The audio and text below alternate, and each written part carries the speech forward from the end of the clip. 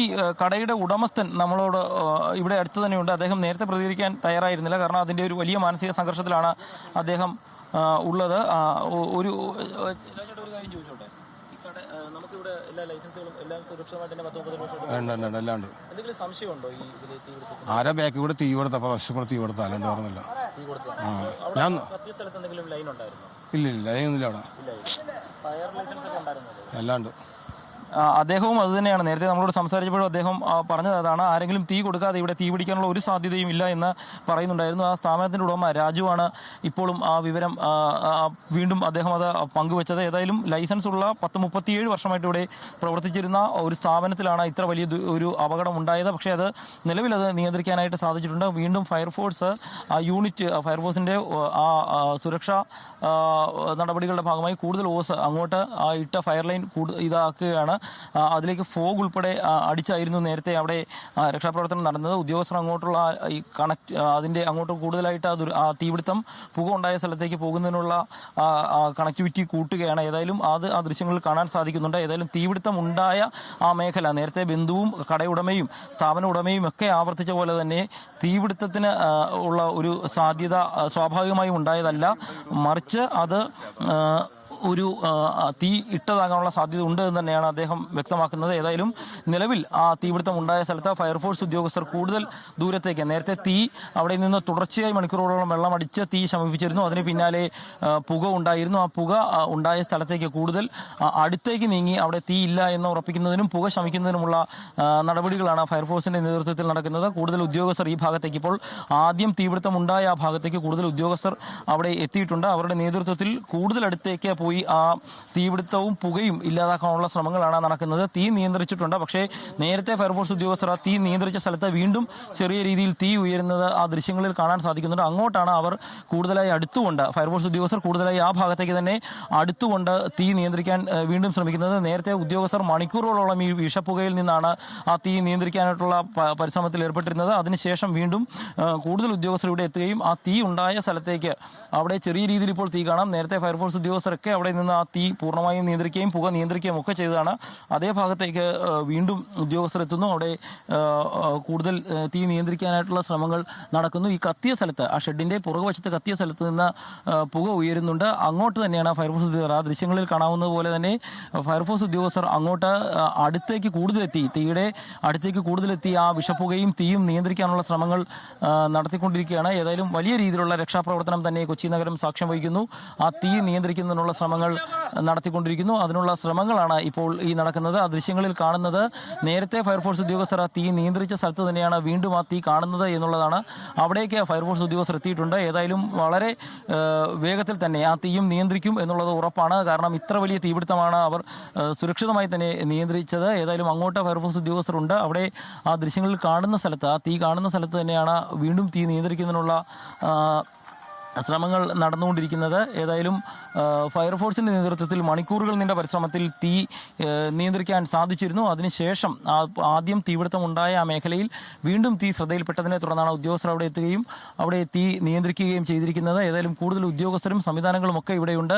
തീ പൂർണ്ണമായും നിയന്ത്രിച്ചുവെന്ന് പറയാറായിട്ടില്ല. ആ ദൃശ്യങ്ങളിൽ കാണുന്നത് പോലെ തന്നെ കൂടുതൽ ഉദ്യോഗസ്ഥർ അങ്ങോട്ട് എത്തുന്നുണ്ട്. അവിടെ വെള്ളമടിച്ച് തീ നിയന്ത്രിക്കുന്നതിനുള്ള ശ്രമങ്ങളാണ് വീണ്ടും ആരംഭിച്ചിരിക്കുന്നത്.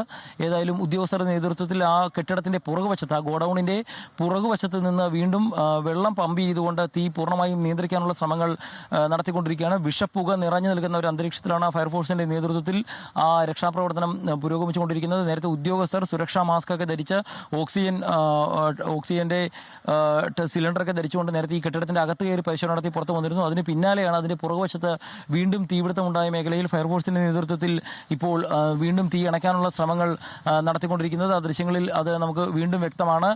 ഫയർഫോഴ്സ് ഉദ്യോഗസ്ഥരുടെ നേതൃത്വത്തിൽ വെള്ളം അടിച്ചുകൊണ്ട് ആ തീ വീണ്ടും ഉയർന്ന സ്ഥലത്ത്, പുക ശക്തമായി അവിടെ നിന്ന് ഉയരുന്നുണ്ട്. ആ ഭാഗത്ത് നിന്ന് വീണ്ടും തീ നിയന്ത്രിക്കാനുള്ള ശ്രമങ്ങൾ നടത്തിക്കൊണ്ടിരിക്കുന്നു. ഏതായാലും വലിയ രീതിയിലുള്ള വിഷപ്പുക, കറുത്ത പുക അന്തരീക്ഷത്തിലേക്ക് ഉയർന്നു പൊങ്ങുന്നത് ഇവിടെ നിന്ന് കാണാൻ സാധിക്കുന്നുണ്ട്.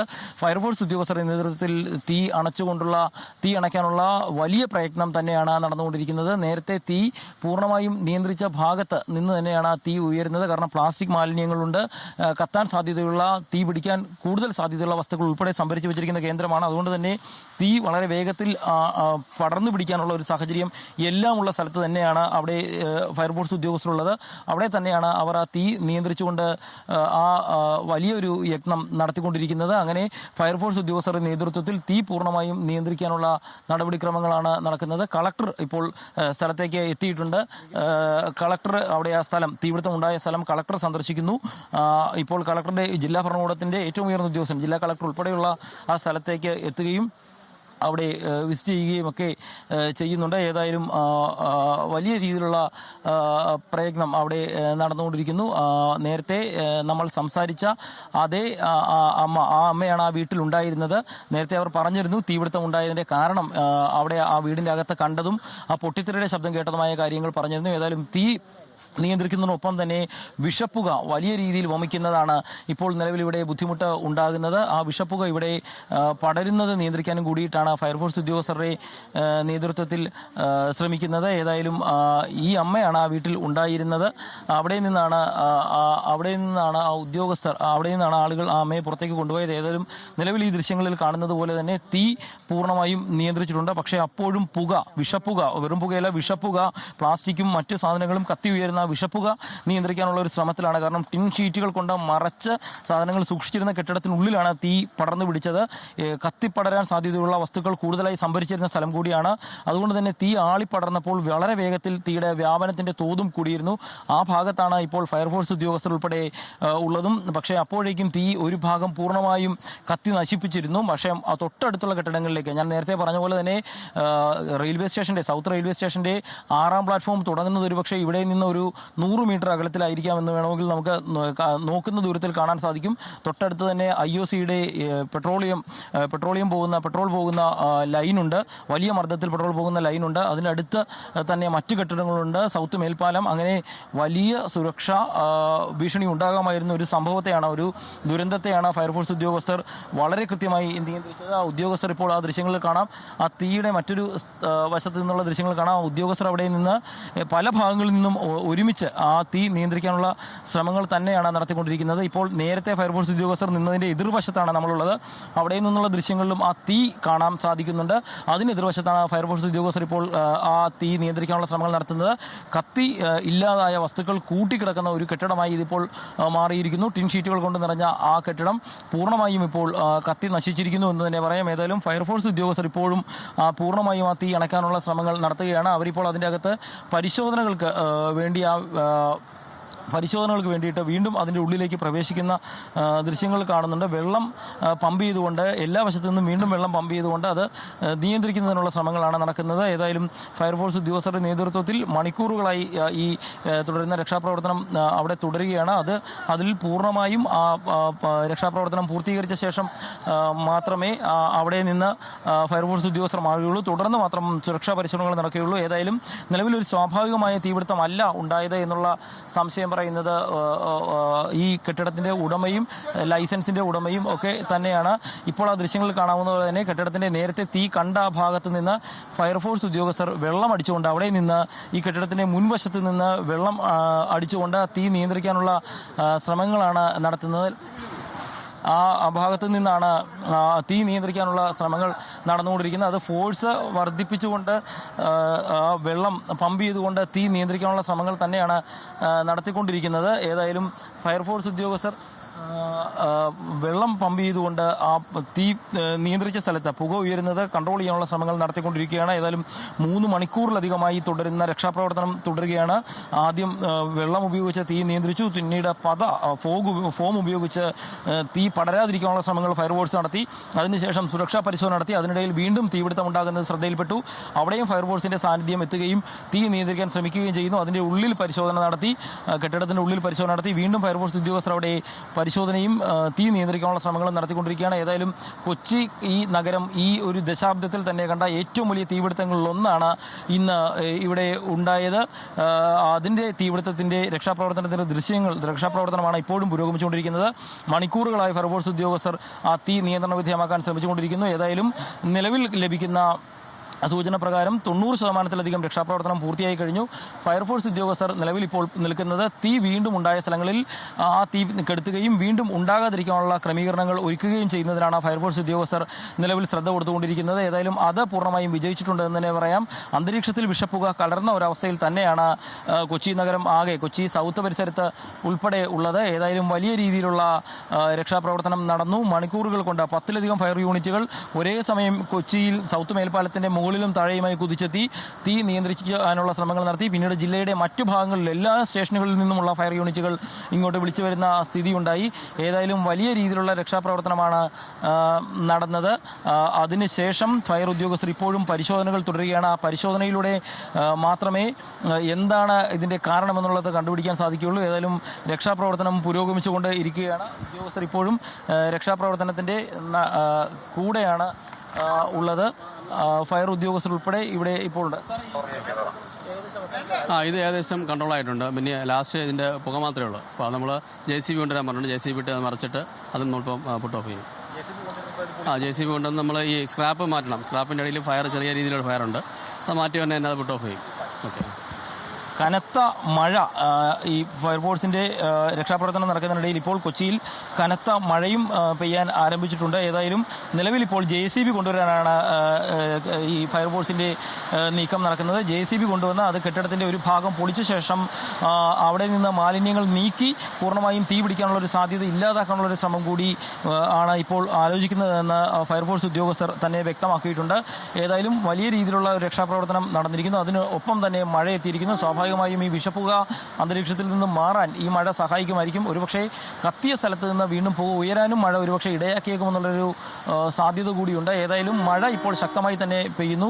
തീപിടുത്തമുണ്ടായ ആ പ്രദേശത്ത് ഉൾപ്പെടെയാണ് ശക്തമായി ഇപ്പോൾ മഴ പെയ്തുകൊണ്ടിരിക്കുന്നത്. ഏതായാലും ഫയർഫോഴ്സ് ഉദ്യോഗസ്ഥർ ഈ സാഹചര്യങ്ങളൊന്നും വകവെക്കുന്നില്ല. ഏതായാലും രക്ഷാപ്രവർത്തനം അതിൻ്റെ ശരിയായ രീതിയിൽ തന്നെ മുന്നോട്ട് പോകുന്നുണ്ട്. ആ തീപിടുത്തം ഉണ്ടായ സ്ഥലത്ത് അകത്തുൾപ്പെടെ ഉദ്യോഗസ്ഥർ പരിശോധന നടത്തുന്നുണ്ട്. ആ പരിശോധനയിൽ തീ ഇനി വ്യാപിക്കാതിരിക്കാനും പുക ഉയരാതിരിക്കാനുള്ള ശ്രമങ്ങൾ നടത്തുന്നു. അല്പസമയത്തിനകം തന്നെ JCB ഇവിടെ എത്തിക്കുമെന്നുള്ളതാണ് ഇപ്പോൾ ഫയർഫോഴ്സ് ഉദ്യോഗസ്ഥർ അറിയിച്ചിരിക്കുന്നത്.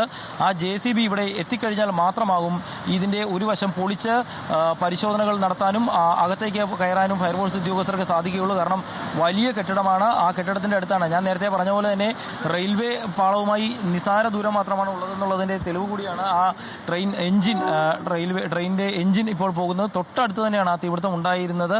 ഏതായാലും അതിന് അത്രയും അടുത്തുണ്ടായ ആ തീപിടുത്തത്തെയാണ് പോലീസിനും ഫയർഫോഴ്സിനും ഉൾപ്പെടെ കൃത്യസമയത്ത് ഇടപെടലിലൂടെ നിയന്ത്രിക്കാൻ സാധിച്ചത്. അതിനും വലിയ ഒരു അപകടമായി മാറാതിരിക്കാൻ അവർ കരുതലെടുക്കുകയും അത് പൂർണ്ണമായും വിജയിക്കുകയും ചെയ്തിരിക്കുന്നത്. ഏതായാലും നിലവിൽ ഫയർഫോഴ്സിന്റെ പരിശോധനകൾ തുടർന്നുകൊണ്ടിരിക്കുകയാണ്. നേരത്തെ തീ വീണ്ടും കണ്ട സ്ഥലത്ത് വെള്ളം തളിച്ചുകൊണ്ട് ആ തീ പൂർണ്ണമായും അണയ്ക്കാനുള്ള ശ്രമങ്ങൾ നടക്കുന്നുണ്ട്. അത് പൂർണ്ണമായും വിജയിച്ചു എന്ന് തന്നെ പറയാമെന്നുള്ളതാണ് ഉത്തർ ഉൾപ്പെടെ സാക്ഷ്യപ്പെടുത്തുന്നത്.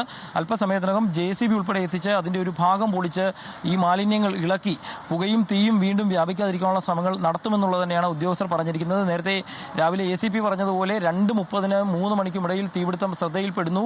തുടർന്ന് വളരെ വേഗത്തിൽ പോലീസും ഫയർഫോഴ്സും ഉൾപ്പെടെ ഇടപെടുന്നു. യൂണിറ്റുകൾ ഇങ്ങോട്ട് എത്തുന്നു. 10ലധികം ഫയർ യൂണിറ്റുകൾ എത്തുന്നു.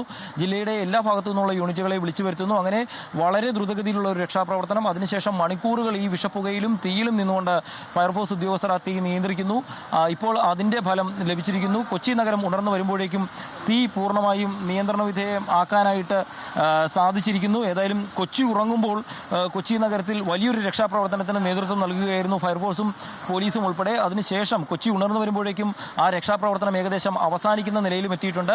അതിനിടയിലാണ് ഇപ്പോൾ ശക്തമായ മഴയും പെയ്തിരിക്കുന്നത്. ഏതായാലും വലിയ രീതിയിൽ ആ തീ അണയ്ക്കൽ കഴിഞ്ഞിട്ടുണ്ട്. നിലവിൽ ഇപ്പോൾ പെയ്യുന്ന മഴ അന്തരീക്ഷത്തിലേക്ക് വ്യാപിച്ച വിഷപ്പുകയ്ക്ക് ശമനമുണ്ടാക്കും. പക്ഷേ അപ്പോഴും കത്തിക്കൊണ്ടിരുന്ന സ്ഥലത്ത്, എരിഞ്ഞുകൊണ്ടിരുന്ന സ്ഥലത്ത് നിന്ന് വിഷപ്പുക കൂടുതൽ ഭാഗത്തേക്ക് ഉയരാൻ ഇത് കാരണമാകുമോ എന്നുള്ളൊരു ആശങ്ക നമുക്ക് പറയാതിരിക്കാൻ സാധിക്കില്ല. ഏതായാലും വലിയ രീതിയിലുള്ള രക്ഷാപ്രവർത്തനം നടന്നിരിക്കുന്നു. കൊച്ചി നഗരം ഉണർന്നു വരുമ്പോഴേക്കും കൊച്ചിയെ പേടിപ്പിച്ചിരുന്ന ഒരു തീപിടുത്തം നിയന്ത്രിക്കാനായിട്ട് ഫയർഫോഴ്സിന് സാധിച്ചിരിക്കുന്നു. ഏതായാലും വലിയൊരു തീപിടുത്തം, കൊച്ചി നഗരം ഈയിടെ കണ്ട ഒരു അതിനെ എല്ലാവിധത്തിലും നിയന്ത്രിച്ച് മറ്റ് സ്ഥലങ്ങളിലേക്ക് വ്യാപിക്കാതിരിക്കാനുള്ള ഒരു മുൻകരുതൽ ഉൾപ്പെടെ എടുത്തുകൊണ്ട് ഫയർഫോഴ്സ് ഇപ്പോൾ അതിൻ്റെ അവസാനഘട്ട പരിശോധനയിലാണ്. അല്പസമയത്തിനകം JCB ഉൾപ്പെടെ കൂടുതൽ സംവിധാനങ്ങൾ ഇവിടേക്ക് എത്തും. അതിനുശേഷമാകും ഈ പരിശോധനകൾ തുടർന്ന് അകത്തേക്ക് ഒരു ഭാഗം പൊളിച്ചുകൊണ്ട് കത്തിയ മാലിന്യങ്ങൾ നീക്കം ചെയ്തുകൊണ്ടുള്ള പരിശോധനകൾ നടക്കുക. അപ്പോൾ മാത്രമാകും ഇത് പൂർണ്ണമായും മറ്റ് സ്ഥലങ്ങളിലേക്ക് പിടിക്കാതിരിക്കാനുള്ള പൂർണ്ണമായുമുള്ള ഒരു കരുതലെടുക്കാൻ സാധിക്കുക. ഏതായാലും അതിൻ്റെ അവസാനഘട്ട നടപടികളിലാണ് കേരള ഫയർഫോഴ്സും പോലീസും ഉൾപ്പെടെയുള്ളവർ. കൊച്ചി നഗരത്തിലുണ്ടായ വലിയൊരു തീപിടുത്തത്തെ മണിക്കൂറുകൾ നീണ്ട പ്രയത്നത്തിലൂടെ ഫയർഫോഴ്സ് നിയന്ത്രിച്ചിരിക്കുന്നു.